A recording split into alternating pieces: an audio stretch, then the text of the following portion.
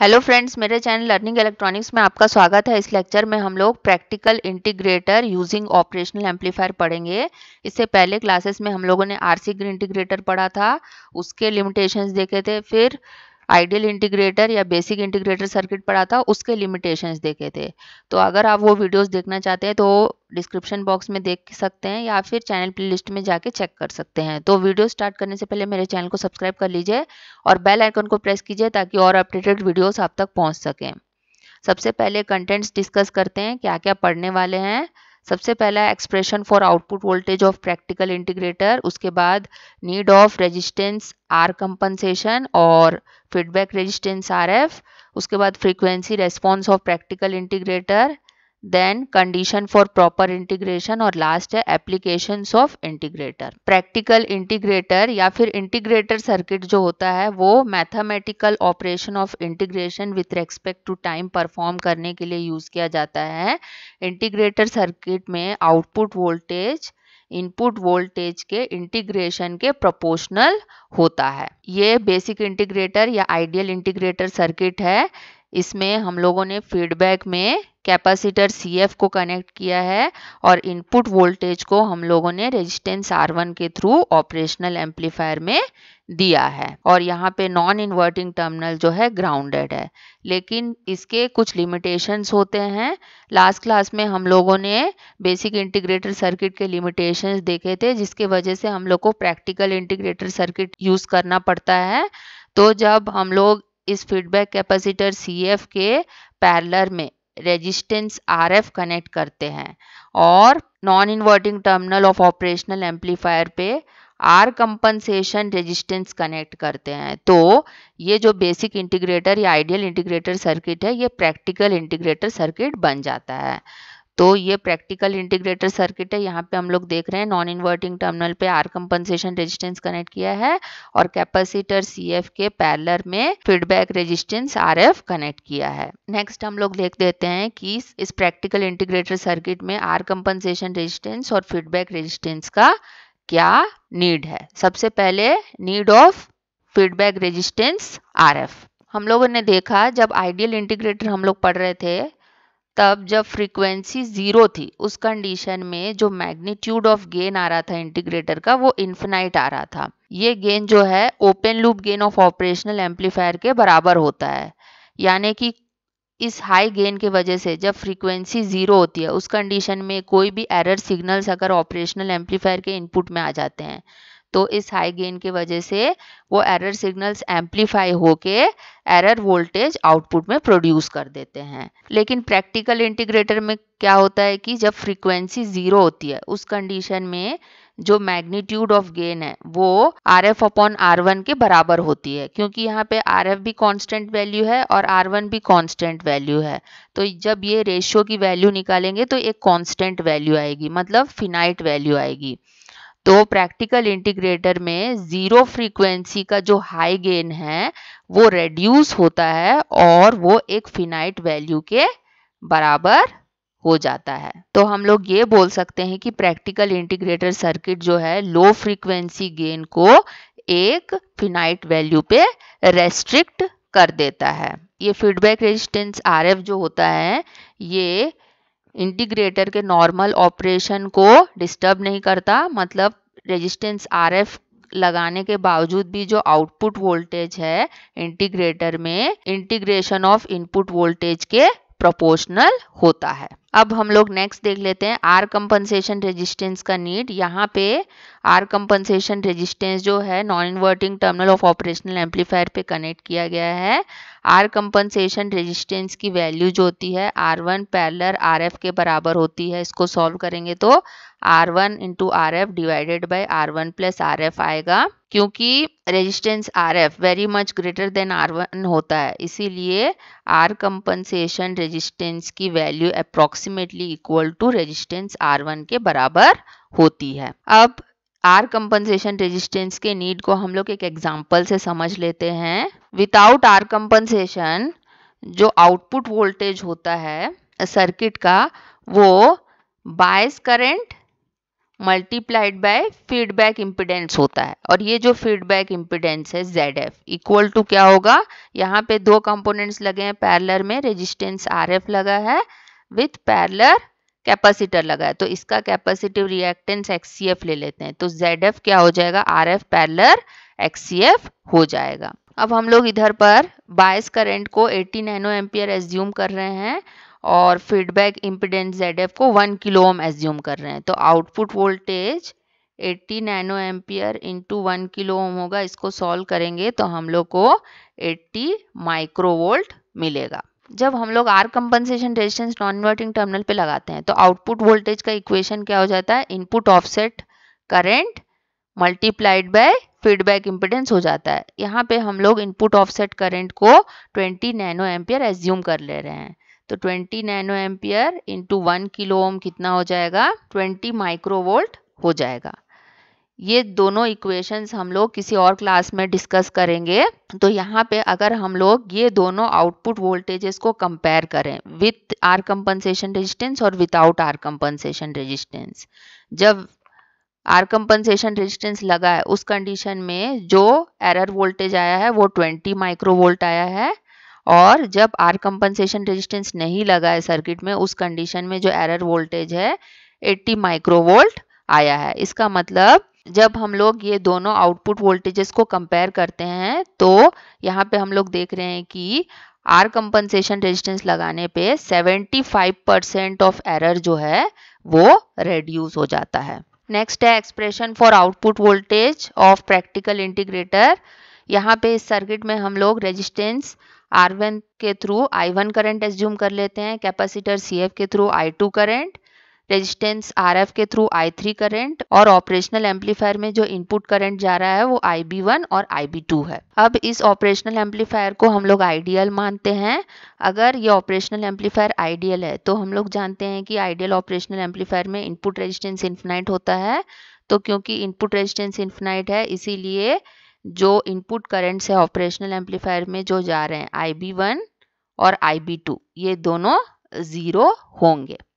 अब यहाँ पे हम लोग देख रहे हैं कि ये आर कंपनसेशन रेजिस्टेंस के थ्रू जो करंट फ्लो रहा है IB2 है, और IB2 यहाँ पे ज़ीरो है क्योंकि ऑपरेशनल एम्पलीफायर आइडियल है। तो ये आर कंपनसेशन के अक्रॉस जो वोल्टेज ड्रॉप होगा वो क्या होगा, IB2 करंट इंटू रेजिस्टेंस, तो क्योंकि IB2 करंट ज़ीरो है तो voltage drop across R compensation resistance कितना आएगा, 0 वोल्ट आएगा, यानी कि जो ये नॉन इन्वर्टिंग टर्मिनल पे वोल्टेज है Vy वो 0 होगा, क्योंकि आर कंपनसेशन के अक्रॉस जो वोल्टेज ड्रॉप है वही Vy वोल्टेज होगा, तो Vy वोल्टेज 0 हो जाएगा। हम लोग प्रीवियस क्लासेस में एक कॉन्सेप्ट पढ़े थे जिसको वर्चुअल ग्राउंड कॉन्सेप्ट बोलते हैं। अकॉर्डिंग टू दिस कॉन्सेप्ट अगर ऑपरेशनल एम्पलीफायर का नॉन इन्वर्टिंग टर्मिनल ग्राउंडेड है तो ऑपरेशनल एम्पलीफायर का इन्वर्टिंग टर्मिनल वर्चुअली ग्राउंडेड होगा।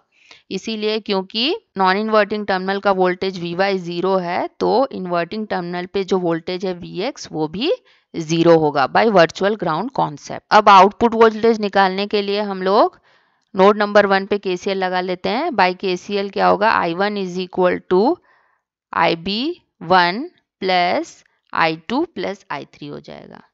क्योंकि ये ऑपरेशनल एम्पलीफायर आइडियल है इसीलिए IB1 करंट 0 होगा, तो इस KCL इक्वेशन में I1 is equal to I2 plus I3 आ जाएगा। अब I1, I2, I3 की वैल्यू हम लोग सर्किट डायग्राम से निकाल लेते हैं। इस नोड पे पोटेंशियल 0 है बाय वर्चुअल ग्राउंड कॉन्सेप्ट, तो क्या हो जाएगा, I1 is equal to VI minus 0 divided by R1 हो जाएगा, is equal to I2 flow हो रहा है कैपेसिटर CF में, और कैपेसिटर के करंट का इक्वेशन क्या होता है, C dV बाई dt, तो यहाँ पे आ जाएगा CF d by dt of voltage across capacitor. Voltage across capacitor क्या होगा, 0 माइनस आउटपुट वोल्टेज V0 होगा प्लस I3 फ्लो हो रहा है रेजिस्टेंस RF में, तो ये हो जाएगा 0 minus output voltage V0 divided by RF। यहाँ से इस टाइप का इक्वेशन आ जाएगा। अब इस इक्वेशन का हम लोग लाप्लास ट्रांसफॉर्म ले लेते हैं। लाप्लास ट्रांसफॉर्म लेने के बाद हम लोग को मिलेगा VI of S divide by R1 is equal to minus of S CF V0s minus V0s upon RF मिलेगा।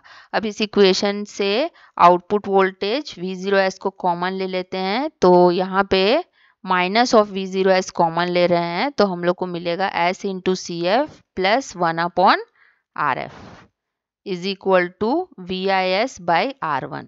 अब इस इक्वेशन से आउटपुट वोल्टेज V0s आएगा minus of VIS whole divide by S into R1 CF plus R1 upon RF। अब क्योंकि RF very much greater than R1 होता है, इसीलिए RF बाय R1 जो है वो बहुत बड़ी वैल्यू होगी, तो हम लोग S इंटू R1 CF के कंपैरिजन में R1 अपॉन RF को नेग्लेक्ट कर देंगे।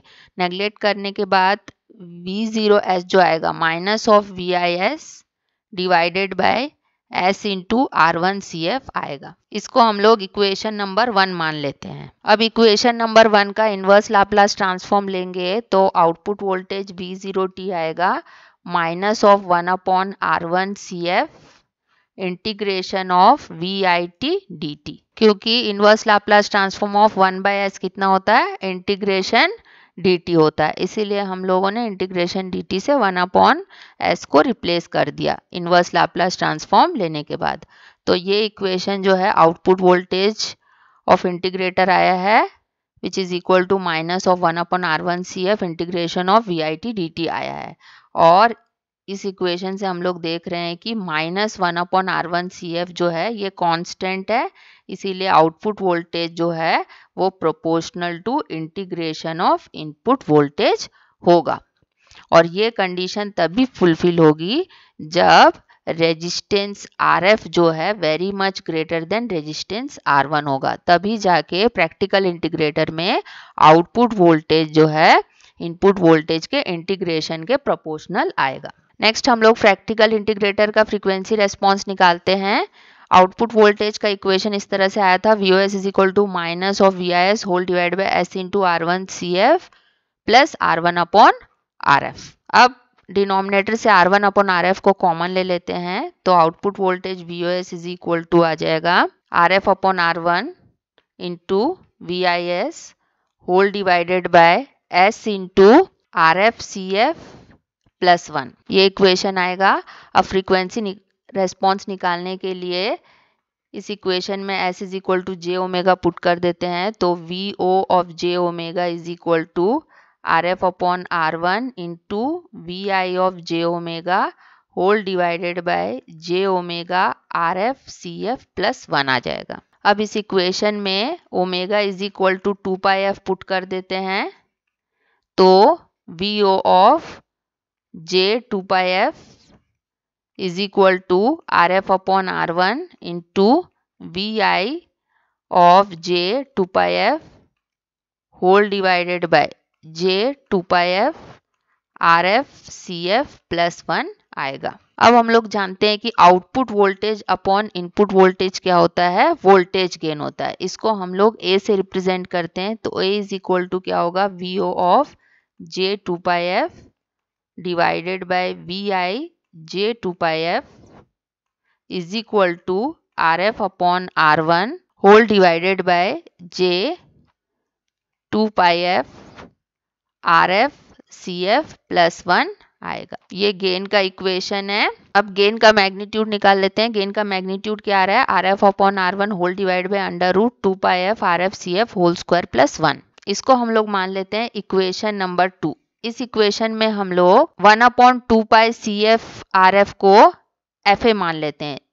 जो FA है वो क्या है, कॉर्नर फ्रीक्वेंसी या brick frequency of practical integrator होता है।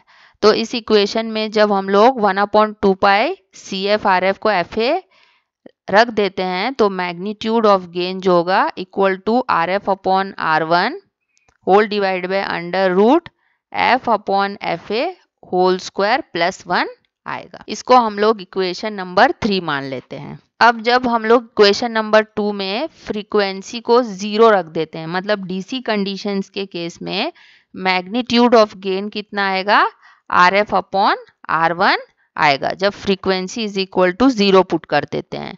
और इसी को हम लोग अगर डेसिबल्स में निकालेंगे तो magnitude of gain in decibels क्या आ जाएगा, 20 log of RF upon R1 आ जाएगा। जब फ्रीक्वेंसी इज इक्वल टू 0 हो गया तो मैग्नीट्यूड ऑफ गेन आया है RF अपॉन R1। इसी वैल्यू को हम लोग DC गेन ऑफ इंटीग्रेटर बोलते हैं। अब जब हम लोग इक्वेशन नंबर 2 में F is equal to FA रख देते हैं, मतलब F is equal to 1/2 pi CF RF रख देते हैं, उस कंडीशन में जो मैग्नीट्यूड ऑफ गेन आएगा वो क्या आएगा, RF upon R1 whole divided by √2 आएगा।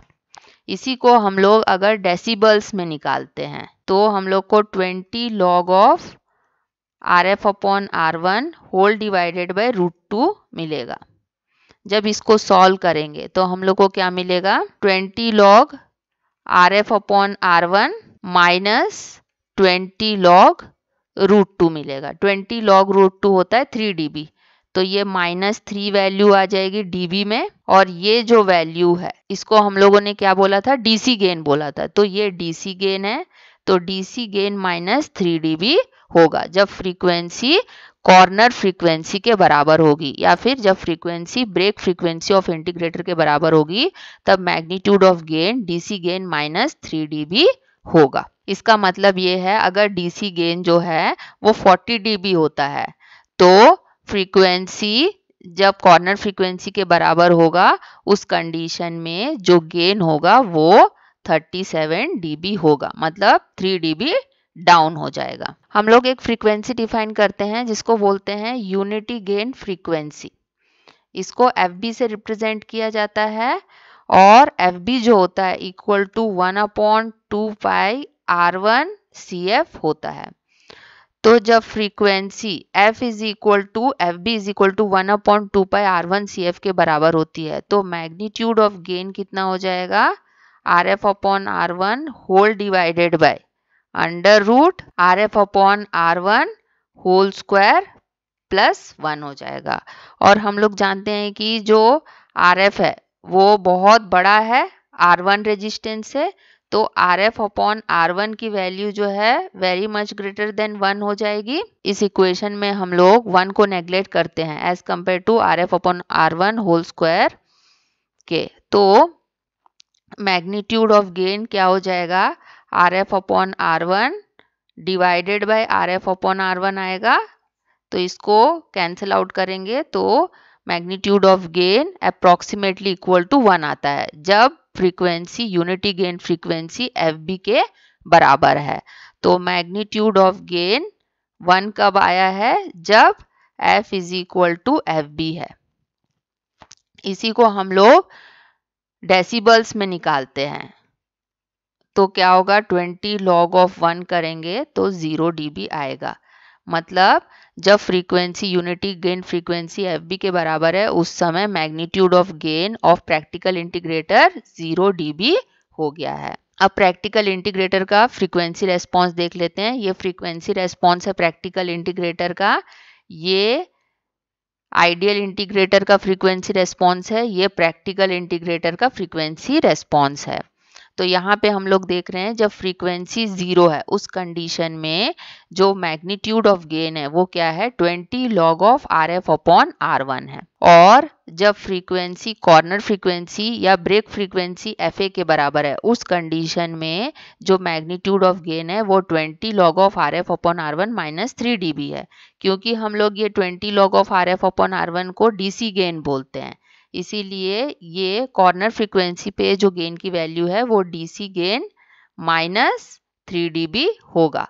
तो अगर DC गेन जो है 40 dB आता है, फ्रीक्वेंसी जब कॉर्नर फ्रीक्वेंसी के बराबर होती है उस कंडीशन में जो मैग्नीट्यूड ऑफ गेन होगा वो कितना होगा डेसिबल्स में, वो 37 dB होगा, मतलब DC गेन से 3 dB डाउन हो जाएगा। और जब frequency unity gain frequency FB के बराबर है उस कंडीशन में जो मैग्नीट्यूड ऑफ गेन जो है वो 0 dB हो गया है। जब frequencies less than corner frequency FA है उस समय जो मैग्नीट्यूड ऑफ गेन है वो क्या है, RF अपॉन R1 है, इस कर्व से दिख रहा है। और जब फ्रीक्वेंसीज ग्रेटर देन FA है और फ्रीक्वेंसी लेस देन FB है उस कंडीशन में जो फ्रीक्वेंसी रेस्पॉन्स कर्व है वो स्ट्रेट लाइन है, स्ट्रेट लाइन मिला है, तो इंटीग्रेशन पर्पस के लिए हमेशा जो फ्रीक्वेंसी रेस्पॉन्स कर्व है वो स्ट्रेट लाइन आना चाहिए और इसका जो गेन रोल ऑफ रेट है वो कितना है -20 dB डिकेड होना चाहिए।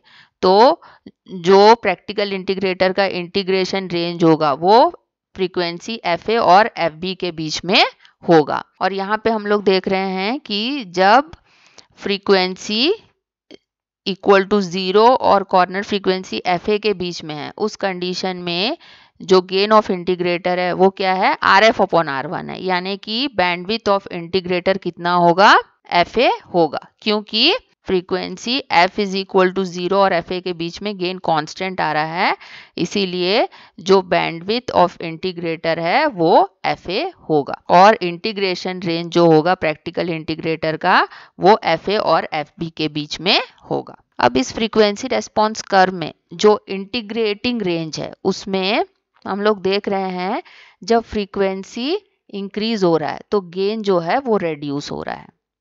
ये क्यों हो रहा है? क्योंकि गेन जो है कैपेसिटर के कैपेसिटिव रिएक्टेंस XC पे डिपेंड करता है और XC कितना होता है 1/2πfc होता है। तो अगर फ्रीक्वेंसी इंक्रीज होगा तो कैपेसिटिव रिएक्टेंस जो है डिक्रीज होगा, लेकिन जो इंटीग्रेटर का गेन होता है वो क्या होता है -XC डिवाइडेड बाय R1 होता है। यहाँ से हम लोग देख रहे हैं कि अगर कैपेसिटिव रिएक्टेंस इंक्रीज होगा तो गेन इंक्रीज होगा, कैपेसिटिव रिएक्टेंस डिक्रीज होगा तो गेन डिक्रीज होगा। तो क्योंकि फ्रीक्वेंसीज इंक्रीज होते हैं उस समय इस इक्वेशन से कैपेसिटिव रिएक्टेंस डिक्रीज होगा, तो इस इक्वेशन से गेन जो है कैपेसिटिव रिएक्टेंस डिक्रीज होगा तो गेन भी रेड्यूस होगा। इसीलिए जब फ्रीक्वेंसीज इंक्रीज हो रहा है उस कंडीशन में गेन ऑफ इंटीग्रेटर जो है रेड्यूस होता है।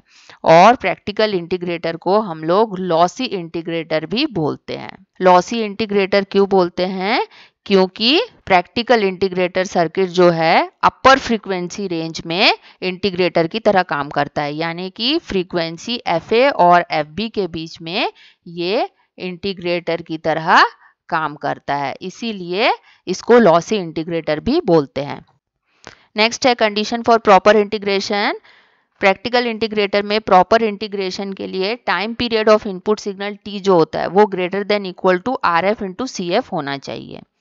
और हम लोग जानते हैं कि FA जो है कॉर्नर फ्रीक्वेंसी है और ये इक्वल टू क्या होता है 1/2πCF इंटू RF होता है। इस इक्वेशन से हम लोग अगर CF इंटू RF निकालते हैं तो 1/2πFA आएगा। यहाँ पे पुट करेंगे तो time period of input signal greater than equal to 1/2πFA आता है। तो ये कंडीशन फॉर प्रॉपर इंटीग्रेशन है प्रैक्टिकल इंटीग्रेटर में। प्रैक्टिकल इंटीग्रेटर में रेजिस्टेंस R1, रेजिस्टेंस RF और कैपेसिटर CF को इस तरह से सेलेक्ट किया जाता है कि जो यूनिटी गेन फ्रीक्वेंसी होता है FB वो हमेशा कॉर्नर फ्रीक्वेंसी FA से बड़ा होता है। तो यूजुअली FB को 10 इंटू FA लिया जाता है। ठीक है, अगर इस इक्वेशन में हम लोग FB और FA की वैल्यूज पुट करें, FB क्या होता है 1/2πR1CF होता है is equal to 10 into FA होता है 1/2πCF इंटू RF। इस इक्वेशन में 2π कैंसिल हो जाएगा, CF और CF कैंसिल हो जाएगा और हम लोग को RF/R1 10 मिलेगा। तो यहाँ से RF की वैल्यू कितनी होगी 10 इंटू R1 मिलेगी। तो ये वाला FB का equation FB is equal to 10FA और RF is equal to 10R1 ये प्रैक्टिकल इंटीग्रेटर को डिजाइन करने के लिए यूज किया जाता है। और यहाँ पे जो R कंपनसेशन रेजिस्टेंस है वो पहले भी मैंने बताया कि R1 पैरेलल RF के बराबर होता है which is approximately equal to R1 आता है। तो ये वैल्यू हम लोग को इंटीग्रेटेड सर्किट डिजाइन करते समय यूज करना होता है। Last applications of integrated circuit, इसको एनालॉग कंप्यूटर्स में डिफरेंशियल इक्वेशन को सॉल्व करने के लिए यूज किया जाता है। प्रैक्टिकल इंटीग्रेटर को एनालॉग टू डिजिटल कन्वर्टर्स में यूज किया जाता है। इंटीग्रेटर को वेव शेपिंग सर्किट्स में यूज किया जाता है जैसे कि रैंप वेव जनरेटर्स या ट्रायंगुलर वेव जनरेटर्स में। और इंटीग्रेटेड सर्किट को इंटीग्रेट टाइप कंट्रोलर्स में यूज किया जाता है, जो कि क्लोज लूप कंट्रोल सिस्टम में यूज होता है। तो हो फ्रेंड्स, आपको टॉपिक समझ में आया होगा। Thank you very much for watching and please do subscribe my channel for more update.